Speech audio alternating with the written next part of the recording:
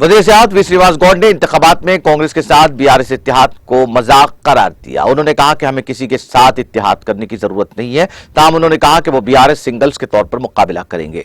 लोग चाहते हैं कि बीआरएस एक वाहिद सियासी ताकत के तौर पर उभरे और मुकाबला करे। श्रीनिवास गौड़ ने कहा कि पोलावरम केस में केसीआर एक वसी तनाजुर के साथ काम कर रहे हैं।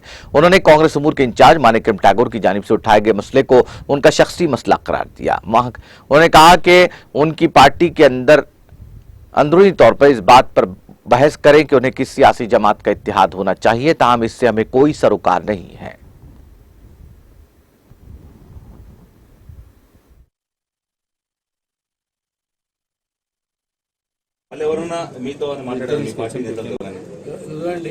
మా పార్టీ మా నాయకుడు దేశం వైపు చూస్తున్నాడు, ప్రజలు కూడా దేశం వైపు రావాలని చెప్పి ప్రయత్నం చేస్తారు.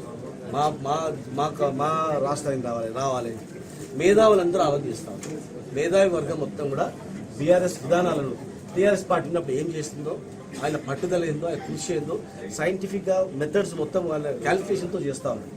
ఎన్ని నీళ్లు సముద్రంలో కలుస్తున్నాయి, కరెంట్ ఎట్లా ఉంది, దేశంలో ఏ సంస్థలు ఉన్నాయి, ఏ సంస్థలు దివాలా తీయించిండ్రు, ఏం జరుగుతుంది, ఎవరికి అమ్ముతున్నారు, దేశాన్ని ఎవరికి అమ్ముతున్నారు కూడా ప్రజలకు తెలుసు.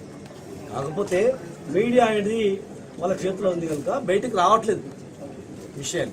మాకు ఎవరితోనో పెద్ద పెట్టుకోవాల్సిన అవసరం లేదు. టీఆర్ఎస్ పార్టీ ఒంటరిగా కేసీఆర్ గారి నాయకత్వంలోనే ఖచ్చితంగా మళ్ళీ అధికారంలోకి చూడండి. మిగతా విషయాలు మనం ఎందుకు మాట్లాడాలి చెప్పండి, నాకు అవసరం లేదు. వాళ్ళు మాట్లాడుతున్నారు మా పార్టీ గురించి కానీ, వాళ్ళ పార్టీ గురించి కానీ, వాళ్ళ విధానాల గురించి కానీ మాట్లాడడం. ఎవరి పార్టీ వాళ్ళది, ఎవరి పార్టీ వాళ్ళ అధికారం రావాలని ప్రయత్నం చేస్తుంది. రాజకీయ పార్టీ అయిన తర్వాత మూడు ఊళ్ళకు ఇంట్లో కూర్చొని అనుకోరు.